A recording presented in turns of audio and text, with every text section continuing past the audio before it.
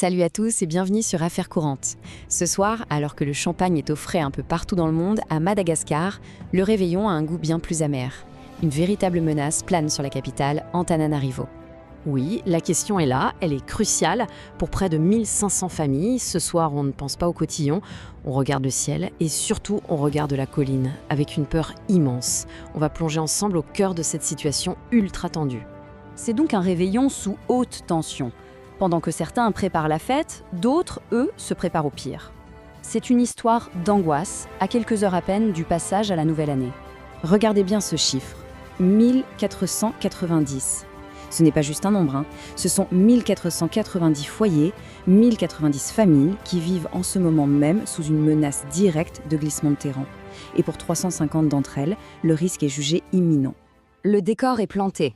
C'est la nuit de la Saint-Sylvestre, mais au lieu des célébrations, c'est l'anxiété qui domine. Des milliers de personnes ont les yeux rivés sur la colline, en priant pour qu'elle tienne bon. Alors, on entre dans le vif du sujet. La colline qui tremble. Comment est-ce qu'on en est arrivé là? Pourquoi cette colline et pourquoi maintenant? Eh bien, vous allez voir, c'est un désastre qui s'est construit petit à petit, goutte de pluie après goutte de pluie. Cette menace, elle n'est pas sortie de nulle part. Sur cette carte, les zones en rouge, ce sont les points chauds, le danger extrême. On parle de pentes super raides où vivent énormément de gens. C'est le cas de la fameuse colline de Manjakami Adana. C'est là que tout se joue. Et le grand coupable dans tout ça, c'est l'eau.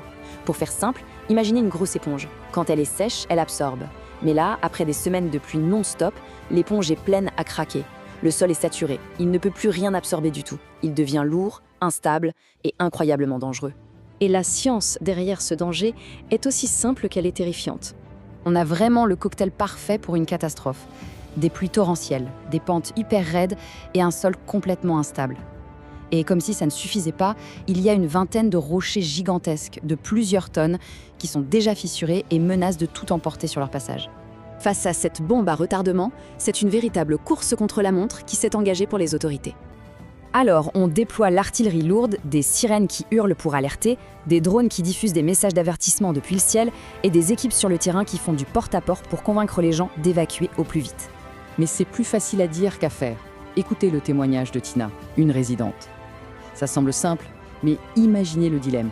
Quitter sa maison, tous ses souvenirs, le soir du Nouvel An.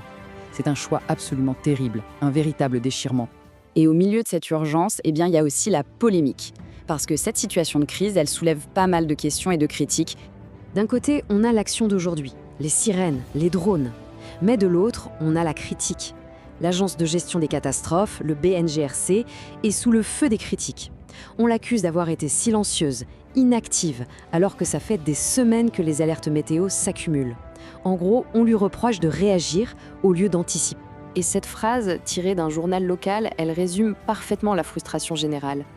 À quoi sert-il s'il ne fait rien quand la catastrophe est en train d'arriver? C'est une question très dure qui traduit bien le sentiment d'abandon de beaucoup de gens sur place. Alors voilà où on en est. Ce soir, c'est toute une ville, Antananarivo, qui retient son souffle, suspendue à la météo.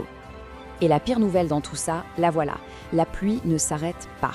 Les prévisions annoncent encore de nouvelles averses orageuses pour cette nuit et les jours à venir. Le cauchemar n'est pas terminé. Au-delà de l'urgence de ce soir, cette crise Antananarivo est un rappel brutal d'un défi qui nous concerne tous. Ça nous laisse avec cette question qui est cruciale pour notre avenir. C'est tout pour ce décryptage. Surtout continuez de suivre Affaires courantes pour d'autres analyses de l'actu qui comptent. Prenez soin de vous et restez en sécurité.